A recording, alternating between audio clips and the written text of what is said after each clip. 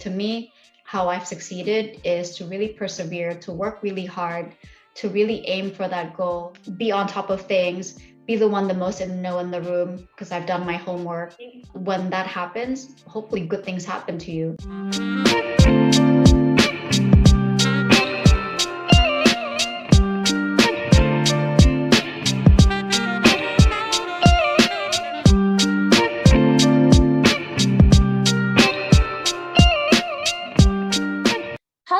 Selamat datang kembali di Vampire Podcast. Perkenalkan, aku Audrey dan aku akan menjadi host kalian untuk episode ini, yakni Career Prospects in Tech Industry During Pandemic.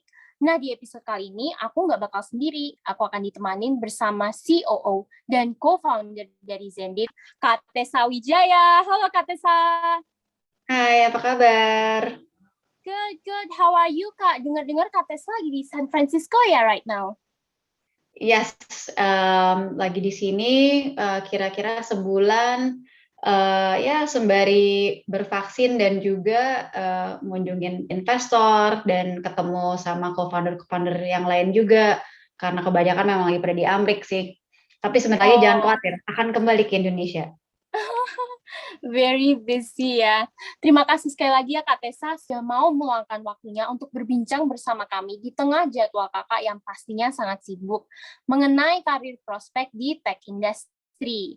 Nah, sebelum kita masuk ke sesi pertanyaan, mungkin Kak Tessa bisa jelaskan terlebih dahulu kali ya sedikit mengenai Kak Tessa sendiri dan kesibukan Kak Tessa sekarang tuh lagi ngapain sih? Aku sebenarnya background-nya ada di investment banking. Jadi sebelum Xendit itu memang sempat kerja sebagai investment banker selama 7 tahun. Sebelumnya juga memang sempat merantau sedikit lah ya. Sempat sekolah di Australia, terus di Amerika juga sebelum kembali ke Indonesia. Kenapa terjun ke Xendit ya pada saat itu memang udah lumayan banyak startup yang dimulai di Indonesia dan lama-lama tertarik juga nih ingin melirik ke arah startup, apa sih itu yang namanya startup, dan memang ada kepenasaran untuk memulai perusahaan sendiri lah ya. Nah, di Xendit itu memang title-nya aku itu CEO atau Chief Operating Officer.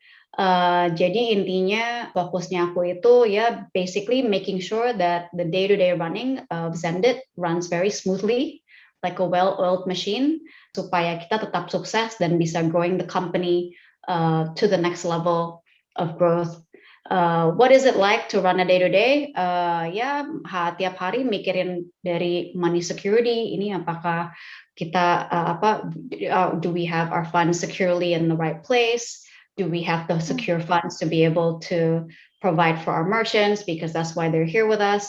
Doing that to everything from the money side to compliance side, making sure that we remain compliant to be able to function in country, to figuring out things like partnership and how to automate operations type things to customer success and everything else in between. So anything that is required to be able to get Xendit to run smoothly, that's what I'm here for. Okay, thank you so much for that introduction, Kak Tessa. Now, mentioning Xendit, so Xendit is a financial technology industry, right, across Southeast Asia, with services in Indonesia and Philippines, I believe. So can you please explain a little bit more on Xendit itself and a little background on how you and your colleagues built this tech company in the first place, Kak? Yeah, that's a good one. Background about Xendit. So we're a B2B player. What this means is we're a tech company that serves other businesses, which is a little bit different than your usual tech company, and that's probably why you haven't heard about us. So let me take a step back. What is Xendit? Xendit is a payment player. What we do is we help people accept payments or disperse payments. So I like to analogize us to a logistics company, moving money in trucks, but all these trucks are actually just in digital pipes. Di dunia maya, bukan dunia nyata. That's what I like to say. So how did Xendit start out? We started in 2015. We were a Y Combinator company. The first one actually coming from Indonesia was accepted to Y Combinator, an accelerator in Silicon Valley. And we started out as a payment gateway in Indonesia, kind of had really fast growth. And by last year, we've expanded to the Philippines. So now we're really focused in Southeast Asia. So our mission is to build payment infrastructure in Southeast Asia so that anybody, any kind of merchants, any businesses who want to come online and be able to accept payments in any country in Southeast Asia can do so through our platform. I mean, it is clear ya Kak, dari jawaban Kakak, I mean, your ambitions and your goals for Xendit itself and the financial technology. Was this something that you've always wanted to do? Apakah industri, specifically financial technology ini, sebuah industri yang Kak Tessa sendiri ingin geluti ya dari dulu? Ya, sebenarnya memang dari dulu semenjak setelah belajar di luar negeri, aku ingin balik ke Indonesia, ingin ya melakukan sesuatu dan memberikan sesuatu kembali ke Indonesia lah ya. Memang idealis bisa dibilang. Nah, sebenarnya kenapa bisa berkecimpung di bidang finance? Itu it's actually by accident karena temenku nawarin kerjaan di bidang finance at the time. Terus apa ya ini cupu-cupu goblok-goblok. Backgroundnya juga aku kan bukan background finance nih. Dulu belajarnya tuh political philosophy, very fancy. Nah, kebetulan masuk ke bidang finance ternyata suka sekali karena memang dari dulu juga aku memang seneng banget sama yang namanya angka, sama proses dan sebagainya. Ya udah akhirnya berkecimpunglah di bidang itu. Waktu tiba-tiba perusahaan-perusahaan fintech mulai berkembang di Indonesia tahun 2016 ya udah lama banget ini kawan-kawan teman-teman atau apa. Nah, ini namanya bukan kakak kali ya lama-lama. Anyway, pas lagi tahun 2016 itu tiba-tiba fintech mulai booming di Indonesia. Dan aku tertarik dan mungkin dengan sedikit cupunya merasa bahwa fintech, finance kira-kira lumayan close sekali ya, lumayan dekat. Dan aku ingin sekali bekerja di suatu tempat yang berhubungan dengan financial inclusion or something that impacts the country. I do believe that finance or things to do related with finance spurs the economy, and that's actually really good for Indonesia in general. So that was the way I thought I could make impact. And that was why or how I ended up in fintech. Oh, wow. Thank you for that, Kak Tessa. So you previously mentioned that you have a background in philosophy and then you worked at an investment banking. Was that like a huge transition for you coming into the tech industry? Apakah itu sebuah transisi yang menantang ya untuk Kak Tessa berpindah dari background yang berbeda memasuki ke industri teknologi? Oh, totally a massive transition. Pas lagi baru berkecimpung di dunia investment, dulu aku nggak ngerti apa-apa soal financial statement, financial modeling, how investments work. Basically, I was really fortunate to be trained on the job to be able to do all that. Actually, when I came to Xendit, it was again the same kind of reset. I started out in Xendit as a product manager, knew nothing about products. My other co-founders were probably a lot more tech savvy. They all came from Berkeley. Obviously two out of the other three have a tech background, so they were both devs. So I had a massive learning curve, and it was a massive career change.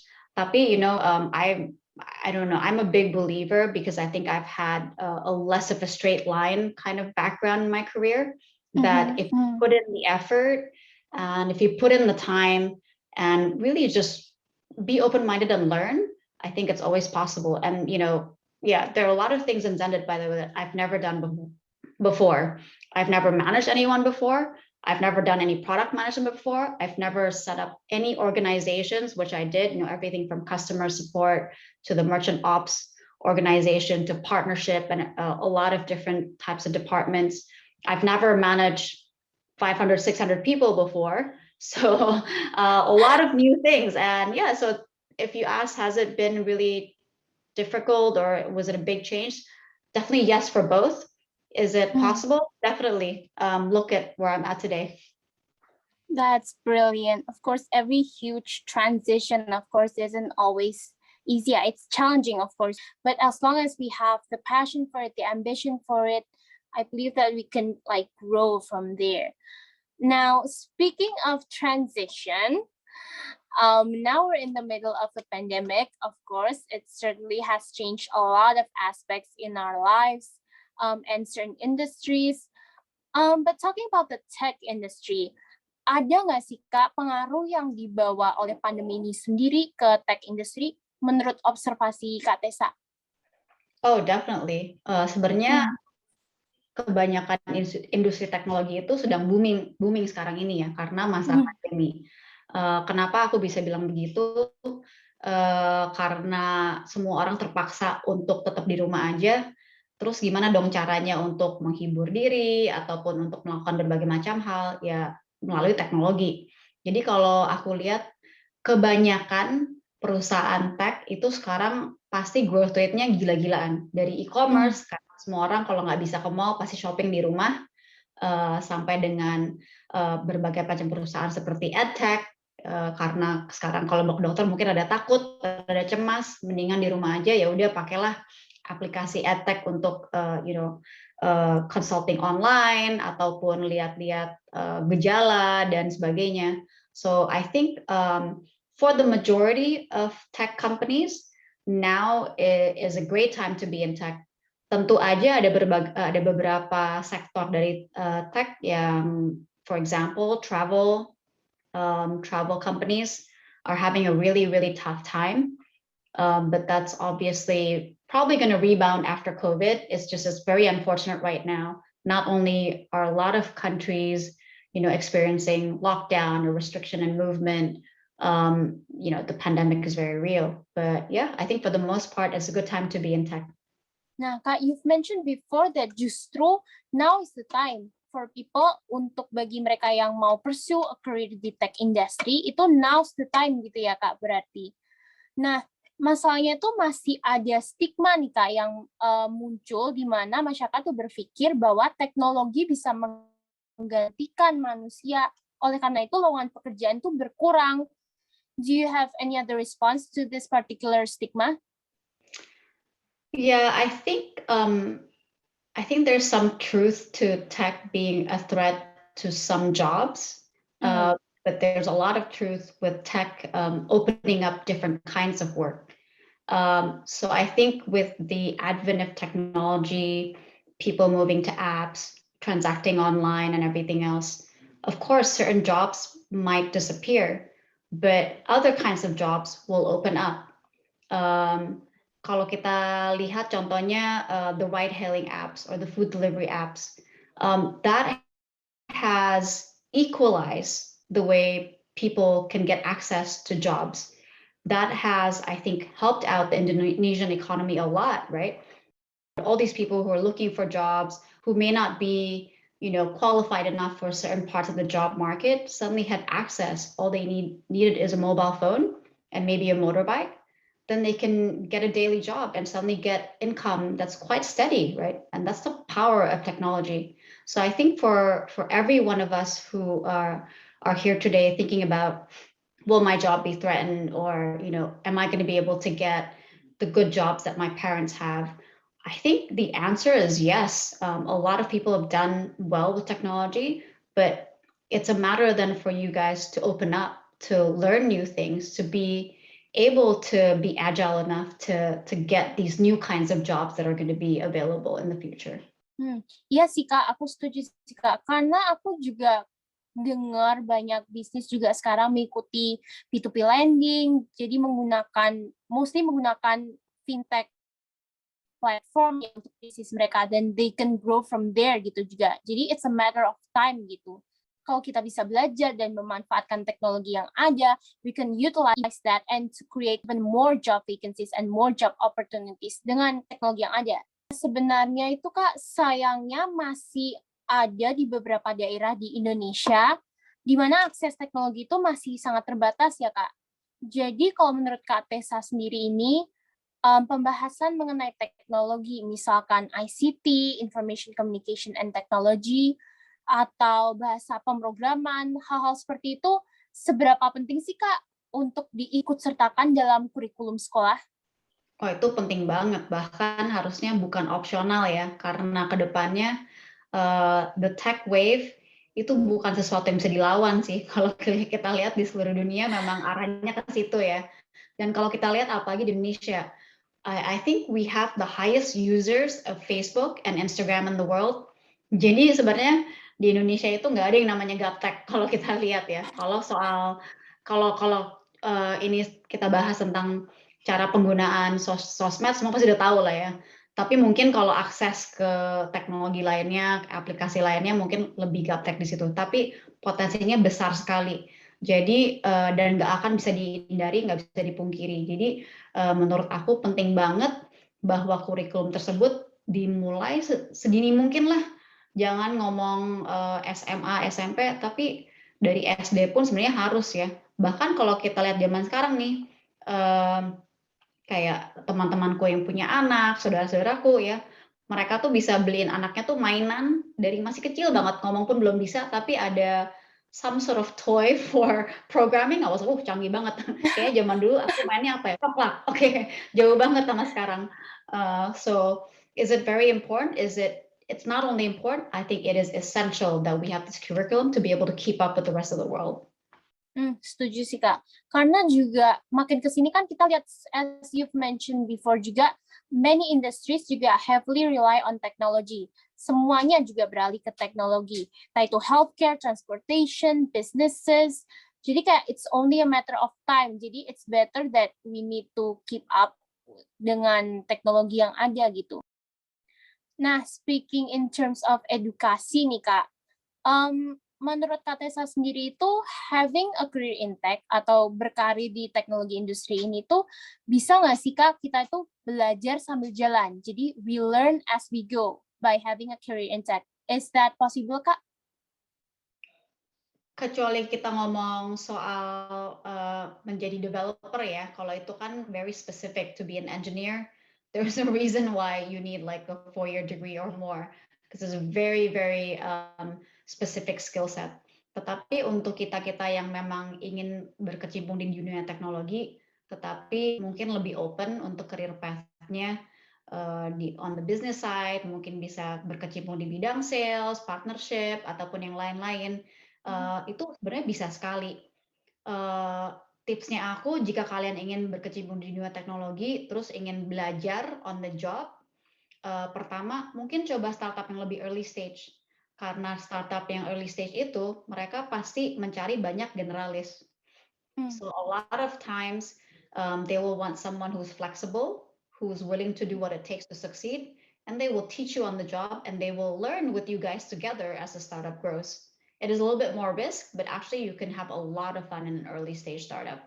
Otherwise, I think even, I consider ourselves a little bit more early stage compared to the likes of Gojek.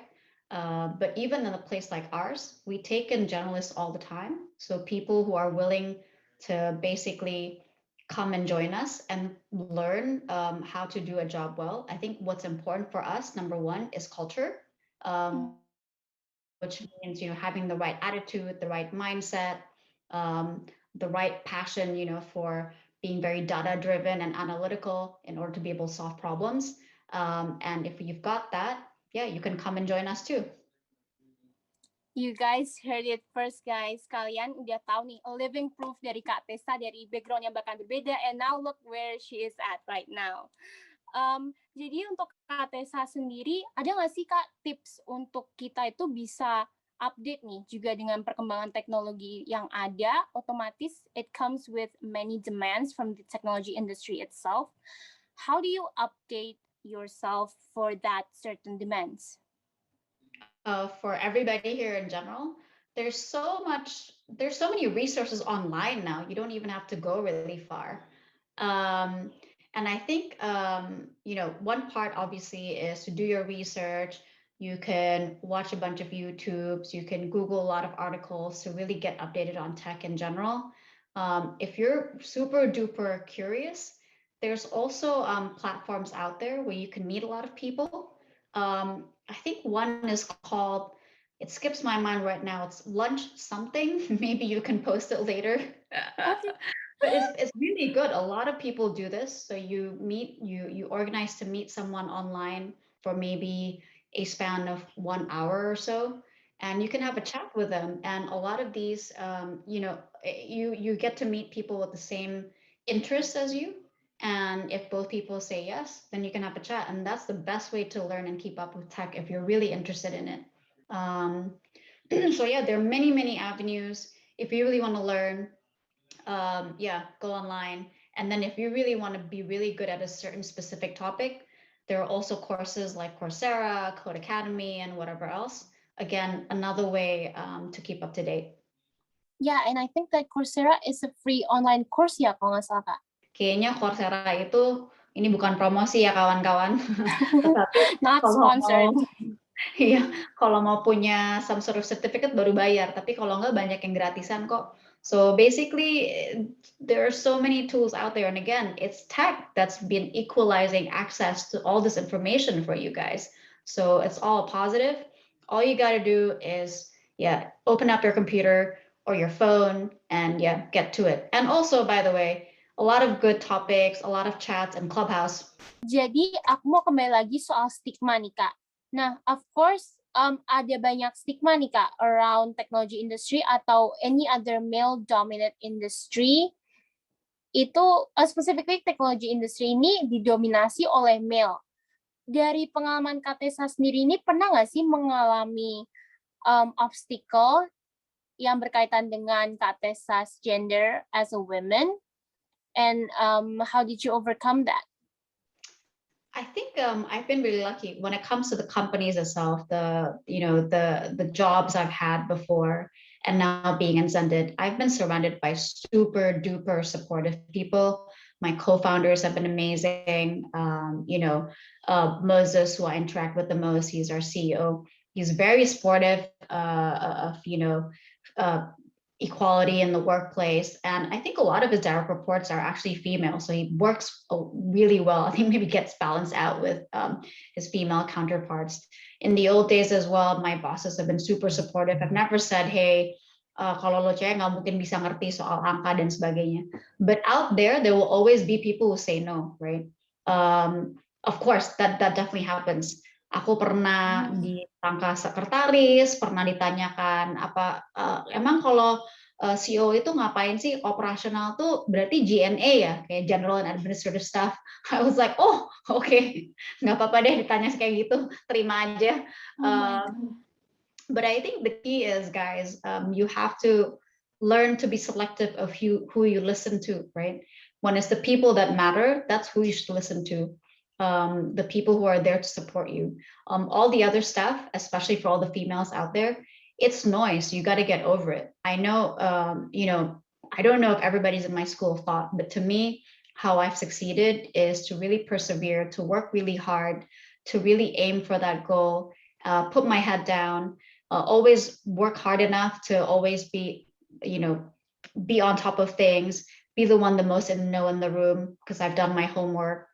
I think when that happens, hopefully good things happen to you. And some parts of it, unfortunately, in today's world is about having thick skin. Jadi nggak bisa kayak selalu galau kalau ada yang bikin komen seperti itu. Tapi harus, like I said, selective hearing aja. Thank you for the tips, Kak Tessa. Dari jawaban Kak Tessa tadi, berarti Kak Tessa itu you're showing to them like who you really are and what you're capable of regardless of that gender. And oh my God, I just got chills, honestly. Please, Fempress, you heard it first. Please bisa terinspirasi dari jawaban Kak Tessa barusan ya. Oke. Jadi unfortunately, kita udah hampir berada di penghujung acara. Sebelum kita pergi, dari Kak Tessa sendiri, apakah ada tips atau saran yang ingin Kak Tessa sampaikan buat Fempress di luar sana, or any other women who wants to pursue a career in tech atau sedang menggeluti karir di teknologi industri? Yeah, tip number one, don't be afraid of numbers or anything to do with STEM. I think if you are curious, go for it. Jangan merasa minder. We can all do this. This is natural for us too, not just for the guys. That's number one. Number two, work hard. There's no substitute for that. Kalau kalian kerja keras, pasti nanti you will reap the rewards. I think also number three, speak up. a lot of females don't speak up. So you know how Sheryl Sandberg says, lean in? I think it's really true. A lot of us, we want to be in the room, but sometimes if we don't speak up, it's hard for us to be included in the room. So I think start with that. I think what I see in the workplace, especially, a lot of females are lebih nggak pede, don't trust that they have the right opinions, don't question yourself, speak up, be there in the room. It starts with that. Yeah, those are my top 3 tips. Okay, thank you so much for the tips, Kak Tessa. Terima kasih sekali lagi Kak Tessa sudah mau meluangkan waktunya berbincang-bincang bersama kami dan Fempres di luar sana. Semoga stories Kak Tessa dan insight dari Kak Tessa bisa menginspirasi kalian para Fempres yang sedang menggeluti di industri teknologi. Saya Audrey, saya pamit undur diri. Saya mohon maaf apabila ada salah kata. Dan see you on the next episode, Fempres. Bye!